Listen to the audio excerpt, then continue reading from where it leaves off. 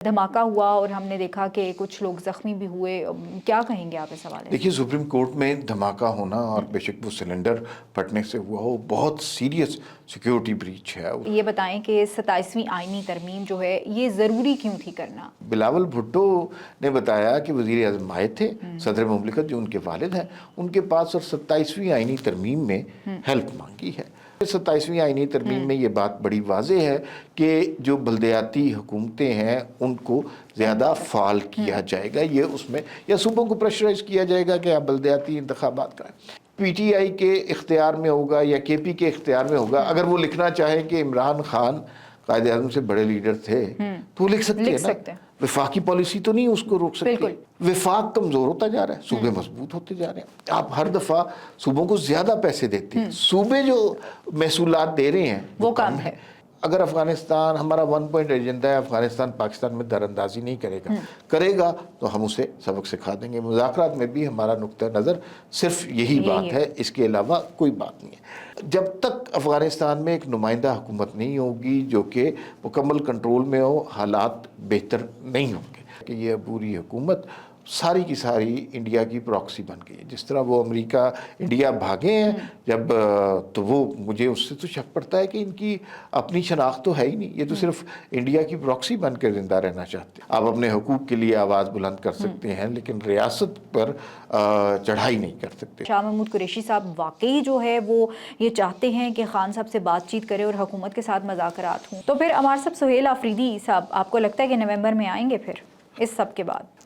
Shaukat Khanam hospital बनाया, बड़ा अच्छा काम किया, अवाम के पैसों से बनाया, जेब से तो नहीं बनाया, लेकिन इमरान खान ने मुल्क में कोई और कैंसर हॉस्पिटल नहीं बनने दिया।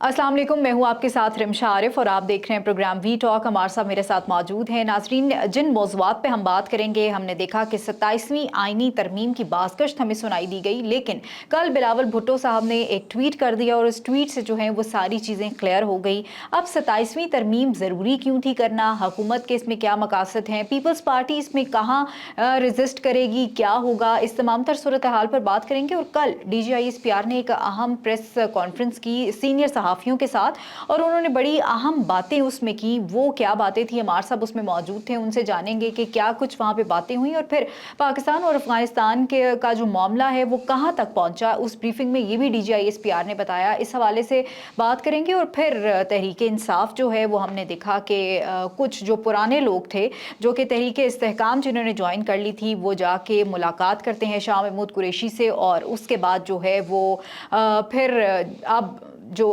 पाकिस्तान तहरीक इंसाफ के लोगों को ये बात कहते हैं कि शायद वो खान साहब की रिहाई के लिए सीरियस नहीं है। वो क्या मामला है, क्या होगा, क्या कोई नई तहरीक इंसाफ बनने जा रही है, इस तमाम तर सूरत हाल पर बात करेंगे। वेलकम टू द शो हमारे साहब।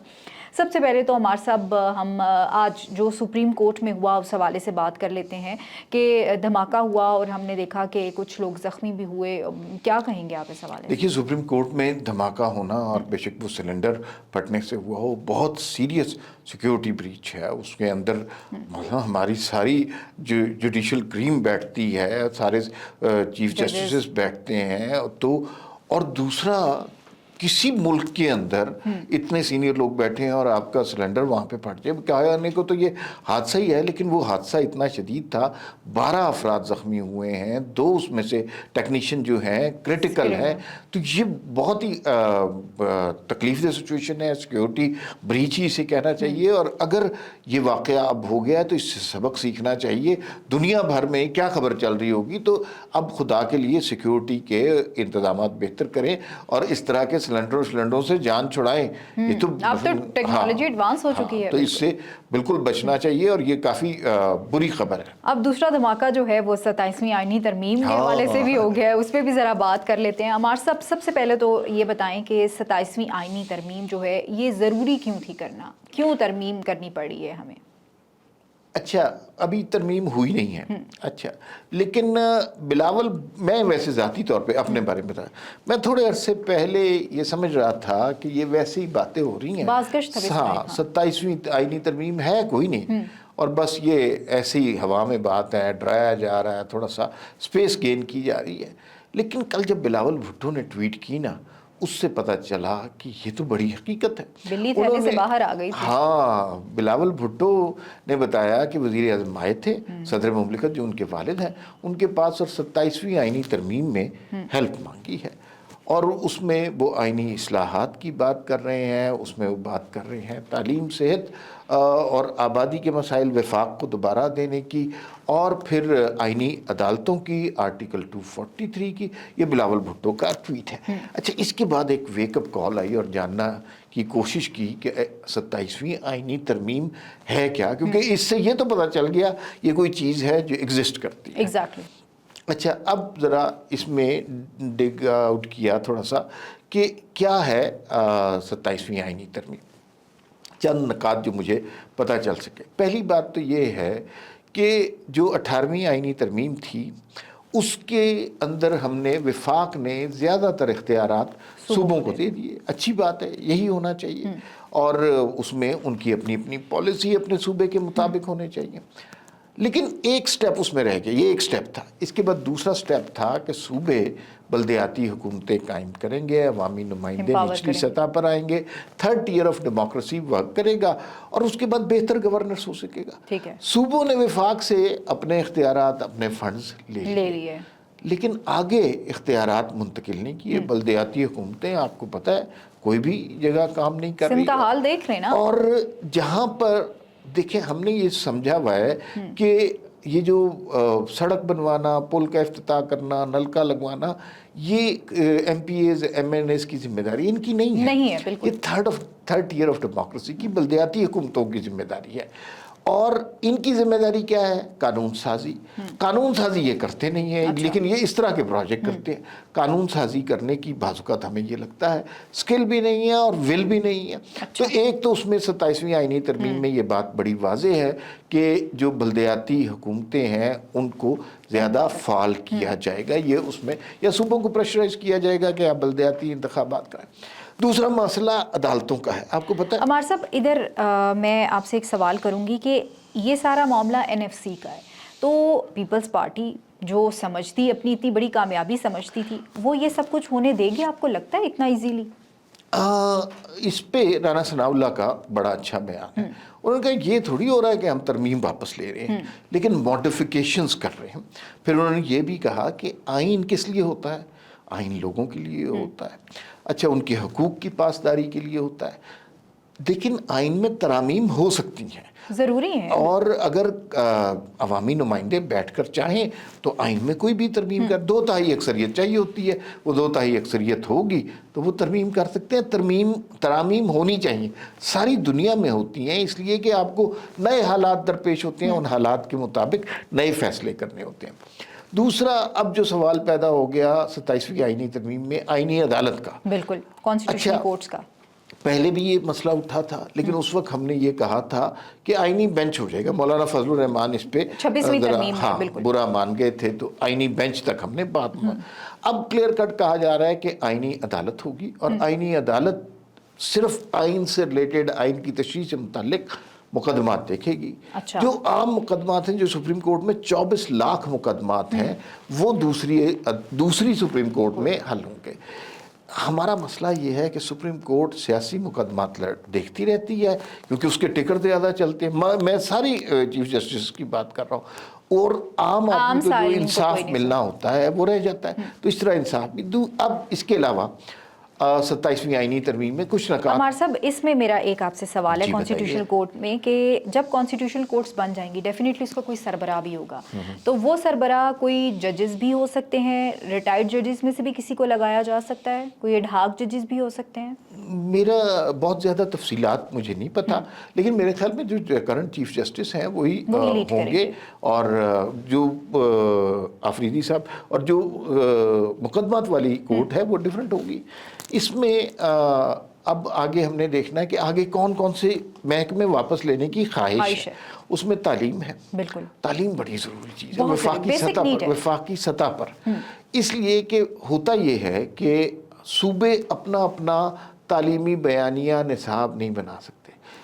میں آپ کو ایک مثال دیتا ہوں کہ جیسے آج کل ہو رہا ہے، Imran Khan P T I اور 12 سال سے وہ حکومت کر رہے ہیں، اگر نصاب پی ٹی آئی کے اختیار میں ہوگا یا کے پی کے اختیار میں ہوگا، اگر وہ لکھنا چاہیں کہ عمران خان قائد اعظم سے بڑے لیڈر تھے تو وہ لکھ سکتے ہیں نا، وفاقی پالیسی تو نہیں اس کو روک سکتی. بالکل بالکل یہ بات غلط ہے، لیکن ان لوگوں کو تو عشق عمران کا بخار چڑھا، وہ لکھ بھی سکتے ہیں. تو اس طرح کی چیزوں سے بچنے کے لیے ایک وفاقی سطح پر پالیسی ہونی چاہیے.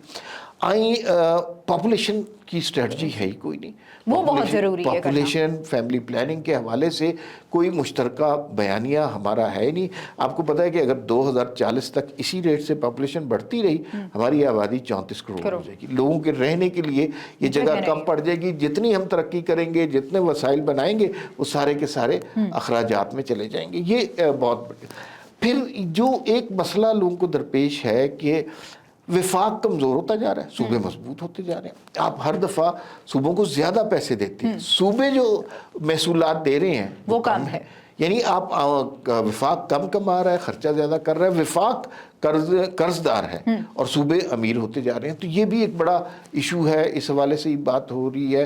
اور مجھے یوں لگتا ہے کہ این ایف سی ایوارڈ کے حوالے سے بھی کچھ نہ کچھ ترامیم ہوگی. 18ویں ترمیم بدل نہیں رہی، لیکن کچھ ترامیم امینڈ کیا جا رہا ہے اس میں، آپ یہ کہہ سکتے ہیں. چلیں ہمارے سب دیکھتے ہیں کہ کس طرح سے جو ہے وہ ترمیم آتی ہے. لیکن آپ کو کیا لگتا ہے کب تک آ جائے گی ویسے یہ؟ بھئی کچھ لوگ تو کہہ رہے ہیں کل پیش ہو جائے گی، لیکن یہ اتنے آسانی سے نہیں ہوگی. ابھی میں کنڈی صاحب کا دیکھ رہا تھا، ایک ٹویٹ تھا یا بیان تھا، انہوں نے کہا جی کہ یہ تقریباً جو ہے 6 تاریخ کو ان کی سینٹرل ایگزیکٹو کمیٹی کا اجلاس ہو رہا ہے، اس کے اندر اس کے مسودے پر غور ہونا شروع ہوگا. تو ابھی غور ہوگا، مشاورت ہوگی، اور پھر کچھ نکات بڑھیں گے، کم ہوں گے. جو پلان ہے اس کو دیکھا جائے گا لانگ ٹرم کے نظر سے. تو دیکھتے ہیں ابھی کیا ہوتا ہے. 30 نومبر سے پہلے شاید کہا یہ جائے. Let's see. میں کوئی اس کے بارے میں مجھے حتمی تاریخ کا علم نہیں. بالکل ایسا ہی ہے. عمار صاحب، کل آپ D G I S P R کے ساتھ ایک بڑی اہم پریس کانفرنس تھی، تمام بڑے سینئر جرنلسٹ موجود تھے، آپ بھی اس میں موجود تھے. کیا باتیں ہوئیں، کیا ڈسکشن ہوئی، ذرا بتائیے گا. بہت لمبی پریس بریفنگ تھی اور تقریباً 3.5 گھنٹے تک جاری رہی.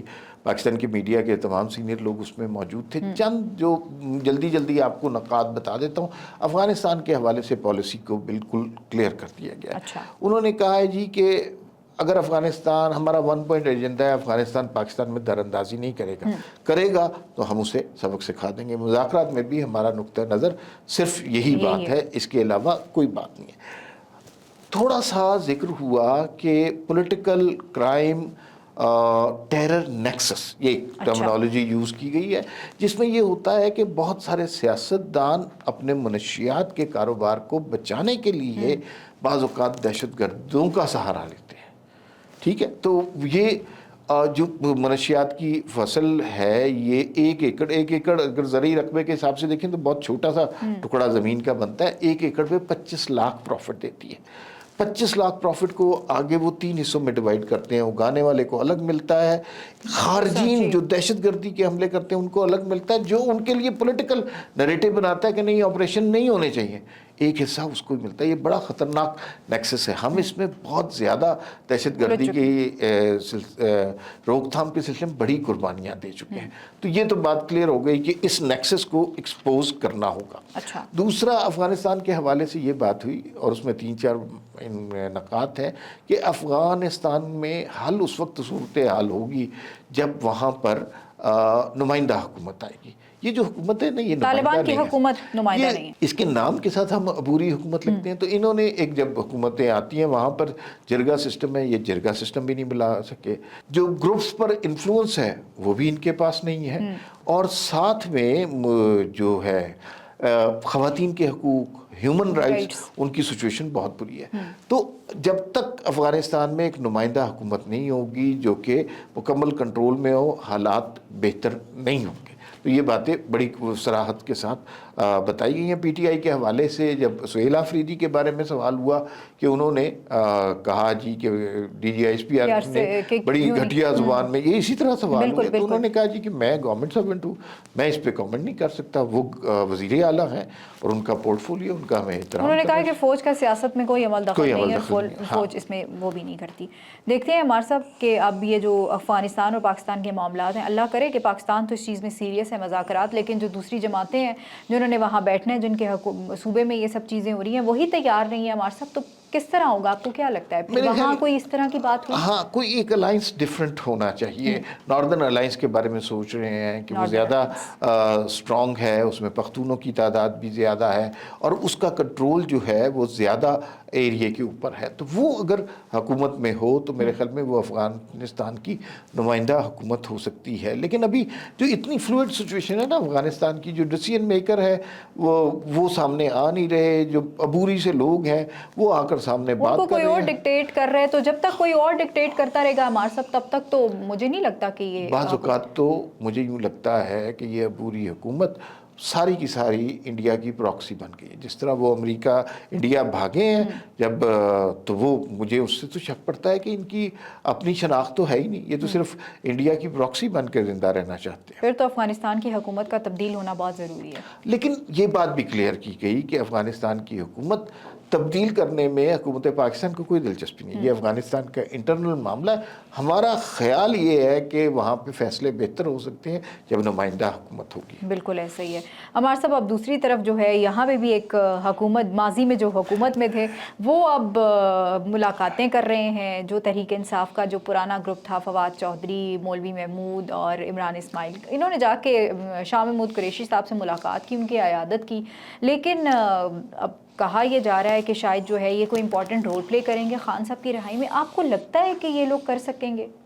तहरीक इंसाफ में इस वक्त एक बड़ी तादाद ऐसे लोगों की है जो चाहते हैं कि मफाहमत की पॉलिसी अपनाई जाए। उन्होंने मज़ाहमत करके देख लिया, जेलें भुगत के देख लिया, दीवार से टक्कर मार के देख लिया, रियासत पे हमला करके देख लिया। नतीजा ये निकला कि रियासत ने अपनी रेट कायम की है और आप रियासत के ख़िलाफ़ मज़ाहमत नहीं कर सकते।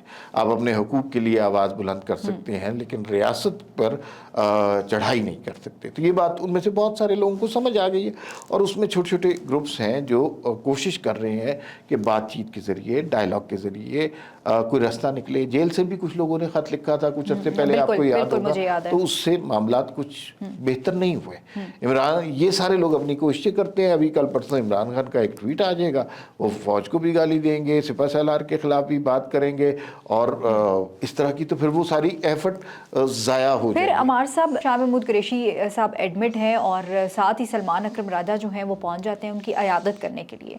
लेकिन शायद आपको लगता है कि सलमान अकरम राजा को कोई इनसिक्योरिटी हुई होगी या शाह महमूद कुरैशी साहब वाकई जो है वो ये चाहते हैं कि खान साहब से बातचीत करें और हुकूमत के साथ मज़ाकरात हों? कुछ ऐसा भी है, क्योंकि फवाद चौधरी साहब ने आज बोल दिया, उन्होंने कहा ये करंट क़यादत है यही नहीं चाहती खान साहब की रिहाई। बिल्कुल सही है, इसलिए कि वो जिस तरह के बयानात दे रहे हैं उसके बाद तो रिहाई नहीं हो सकती। आप हमारे मुल्क का सिस्टम या किसी मुल्क का सिस्टम अच्छी तरह जानते हैं।